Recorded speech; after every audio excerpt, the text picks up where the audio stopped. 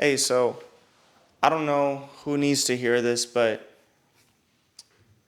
you might have had an experience where you're nice to people thinking that they're going to be nice back, or you're really on your best behavior, being respectful, being kind, considerate, uh, articulating yourself well, contributing to the group, carrying your weight, making sure that everyone else is heard, making sure everyone else is good. And you can experience some people giving you that cold shoulder. Maybe you're talking to someone, they ignore you, or you just notice them looking at you, or you're like, okay, like maybe having a bad day. Maybe that happens day after day. You know, you get the vibe that this guy's cool with everyone, but for some reason he's not cool with you. And you're like, what I do? You know, you'll notice little passive aggressive jabs.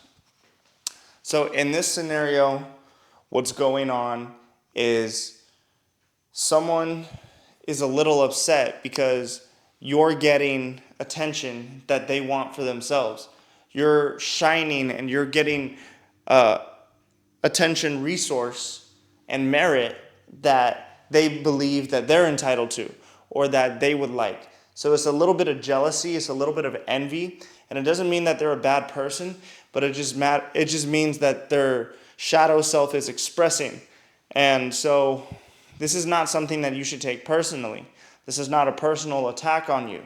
However, you are the target in their mind, but if someone else was doing the same thing that you were doing, then they would also be treating them that way. So this isn't that, oh, it's specifically you and your DNA. That's the reason why this mistreatment is occurring.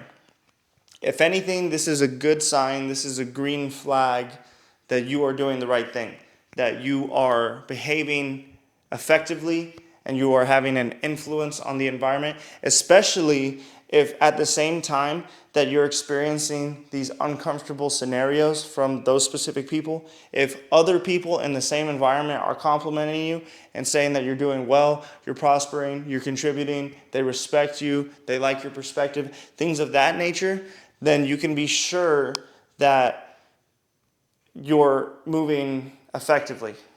You're doing the right thing. Like, good job. So here's how to navigate it, because you're probably going to think like, okay, well, should I change? Should I alter my strategy? Should I, be extra nice, or should I be mean back to them? Here's the thing. If they're upset at you because you're doing well, then why would you decrease your performance? That doesn't make any sense, because not only will you sabotage how you're being seen in the good ways that you're expressing yourself, but they'll also be seen as the person who you're victimizing, because they're like, geez, why is Raymond being mean to this guy? Like, everyone likes this guy, but Raymond's being mean to him. But they don't see those individual attacks. So you have to be smart. You cannot retaliate in the public sphere.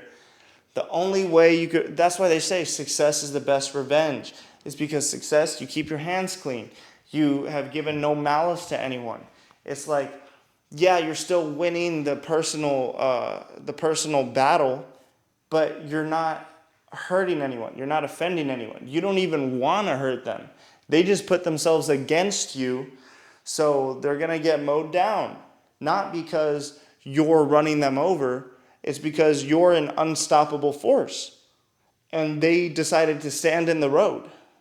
So there should be consideration, there should be awareness and space in your mind to build them up. Say, hey, I like how you're doing this. Like, compliment the things that they seem to be envious or jealous about in regards to your behavior. So let's say you have, good strategies and people are celebrating that. And then right after that, you notice the look in their eye. Like, oh. So maybe later in the day, maybe the next day, you can be overheard talking to someone about how that person who's harassing you, you can mention like, yeah, that guy's got great strategies. Like, I learned this and this from him. You could either say that to an influential figure in that person's perspective, so that way they feel like, oh yeah, like maybe I was tripping, like we know people aren't perfect. So, you know, people act maliciously a lot of times out of ignorance, and they don't have a more superior coping mechanism. So, you know, if you can help them, help them. If you can give them a better tool, give them a better tool. If you could solve the problem for them, solve the problem, because that's going to solve your problem. Now you don't have an enemy in your commonplaces. So that's one strategy. You could also say like, hey, how do you do this? Like, I noticed you're really good at this. I noticed you're always quick with this. I noticed you always, solve this, and people like the way you do it. Could you show me? Like, I would like to learn from you. Like, if you don't mind. And then now it's like, okay, yeah, like I know I'm good, so yeah, I'm gonna show you.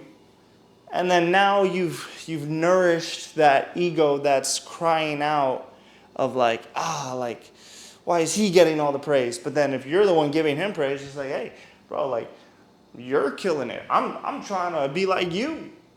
I'm trying to be more like you. I'm only going hard because I see how hard you're going. And then he'll be like, damn, okay, like respect, my bad, G, my bad, my fault, my fault. So a lot of times it's like you can see the framework that they're operating in, and you can crush them viciously, mentally, energetically. However, you're going to have a crushed opponent that you see regularly, which is going to be an obstacle that you're going to have to deal with. So why set yourself up for failure like that? Like, when you're on point, there's a different type of game you have to play. And it's not a game of manipulation. It's not a game of malice. It's like, if you're deep diving into self-awareness, if you're exploring these aspects of yourself about like, like, am I coming off to this person this way? Like, oh, I think that person might be projecting these things onto me because this is how they've lived their lifestyle. These are the events that they've tried to accomplish. They've not been successful, and here I am accomplishing that, being successful in that regard. If I was them, I would probably feel slightly jealous or envious too. So I would want someone in my position, if I was them, to do this. And then you take that action. So it's part of being a leader. It's part of taking initiative. It's part of being a problem solver. We can cry all day. Hey, teacher, this is happening. Hey, boss, this is happening. They're doing this to me. Oh, can you believe they're doing that to me? Well, I could believe it. You could believe it. Who cares if anyone else could believe it? Can you solve it? Can you go do the research to figure this out? And if you can't, then figure out why you can't figure it out. That's my personal belief. That's my personal perspective. This is how you can operate at your own rate, at your own speed, to where you don't have to wait for another person to give you the answer.